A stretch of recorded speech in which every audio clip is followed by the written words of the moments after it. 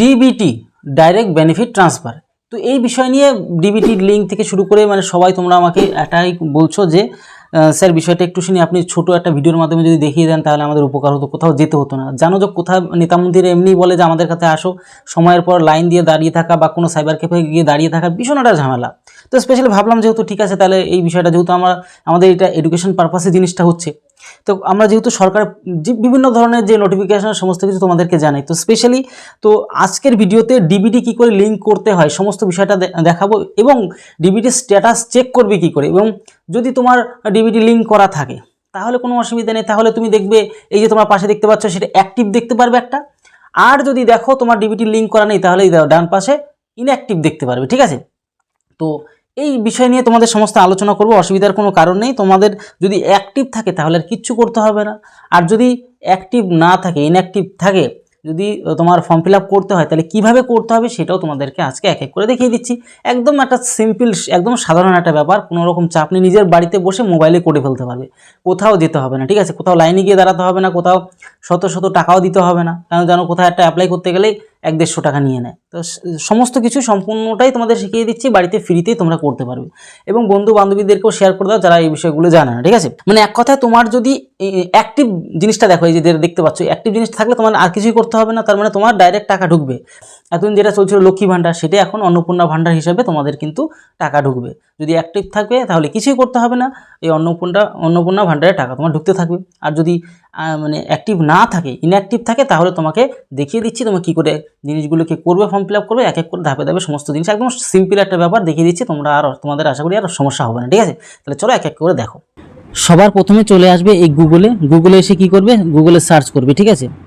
এখানে তোমরা দেখতে পাচ্ছ সবার প্রথমে আমি লিখেও রেখেছিলাম আধার ব্যাংক সিডিং, এই জায়গাটা তোমরা এই কথাটা আধার ব্যাংক সিডিং এই কথাটা তোমরা কিন্তু লিখবে, লিখে সার্চ করবে। সার্চ করার সাথে সাথে দেখবে একদম সবার উপরে একটা অপশান রয়েছে যে UIDAI ব্যাংক সিডিং স্ট্যাটাস মাই আধার। তো এটার মধ্যে তোমরা কি করবে, ক্লিক করবে।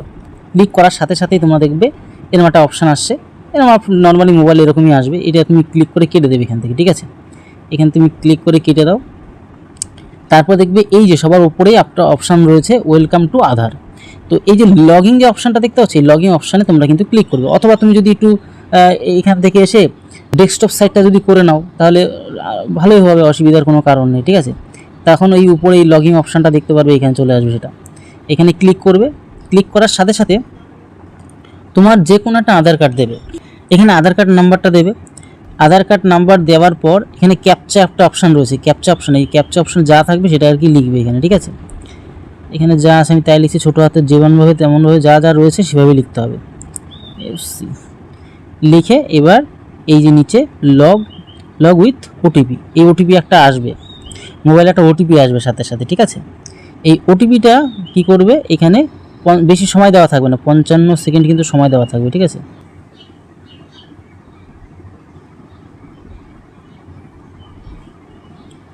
এবার লগ ইন করার সাথে সাথে তারপর একটা নতুন পেজ খুলবে, ঠিক আছে।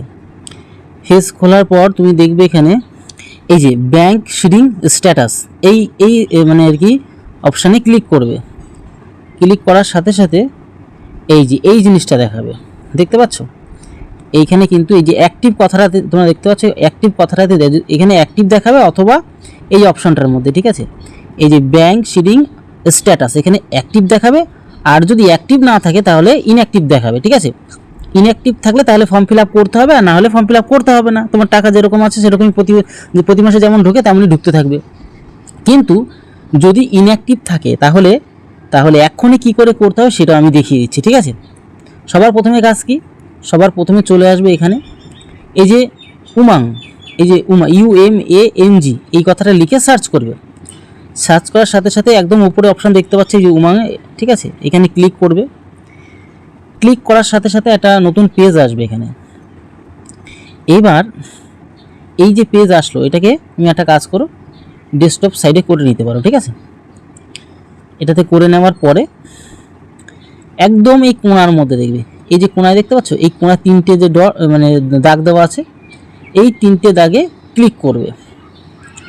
দরকার পড়লে একটু বড় করে নিয়ে এই 3টে ডটে ক্লিক করবে। ক্লিক করার সাথে সাথে এই পাশে অপশান চলে আসবে, দেখবে এই যে লগইন রেজিস্টার, এখানে ক্লিক করবে। যদি ওটা ইনঅ্যাক্টিভ থাকে তো এবার সবার এখানে আসার পরে অপশান দেখবে এখানে অনেক কিছু লেখা রয়েছে, এই যে নিউ অন উমাং এই রেজিস্টার হেয়ার, এখানে নতুন রেজিস্টার যেহেতু করবে তা এখানে ক্লিক করবে। এখানে ক্লিক করে দিতে পারো, কোনো সমস্যা নেই, নিচে এটা ওকে করে দিতে পারো। এবার নিজের মোবাইল নাম্বারটা লিখবে, স্ট্যাটাস স্টেট লিখবে, মানে একদম নিচে ওয়েস্ট বেঙ্গলটা একদম সবার নিচে, যে একদম নিচে ওয়েস্ট বেঙ্গল থাকে, স্ক্রল করে চলে আসবে। এখানে এই ক্লিক করার পর মানে আই অ্যাগ্রি এটাতে ক্লিক করবে। মোবাইল নাম্বারটা নিজের মতন করে দিতে পারো। এরপর এই রেজিস্টার অপশানে এখানে ক্লিক করবে, এটা অ্যাক্টিভ হয়ে যাবে, রেজিস্টার ক্লিক করবে। এইবার একটা জিনিস তোমাদেরকে বলবো, ঠিক আছে? এবার আমার তো অলরেডি করা আছে, দেখা আছে, তাই এখানে আর হবে না, কিন্তু তোমাদের বাদবাকি যে প্রসেসগুলো কীভাবে করতে হবে সেটা আমি দেখিয়ে দিচ্ছি এক এক করে।